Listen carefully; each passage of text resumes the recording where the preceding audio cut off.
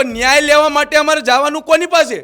ક્યાં વાત કરવાની, ક્યાં રજૂઆત કરવાની? સતત 19 દિવસથી માંગણી કરવી છે, છતાં અમે જ બેસાડેલા કોઈ મંત્રી, ધારાસભ્ય અથવા સરકારી કર્મચારી અમારી કોઈ ખબર લેવા નથી આવ્યા. એનો મતલબ એક જ થાય છે કે અમારું એક હતું શાસન છે, અમારો એક જ પક્ષ છે, અને તમે જો 500, 1000 અથવા 2000 અમને વોટ નહીં આપો તો અમને કાંઈ ફેર નહીં પડી જાય. અથવા તો એમનો વિચાર એક જ છે, અમે યુવા વિદ્યાર્થી છીએ, યુવા ટીચર છીએ, પણ અમને એવા મજબૂર ના કરો કે ગુજરાતની અંદર અમારે બીજી કાંઈ રણનીતિ ના કરવી પડે. એ હવે હું તમને સ્પષ્ટ શબ્દમાં કહું છું, અમારે કોઈ વિપક્ષને સાથે નથી લેવો અથવા અમારે કોઈ રાજકારણ નથી બનવું. અમારે ખાલી ઓનલી ફોર વ્યાયામ શિક્ષક બનવું છે.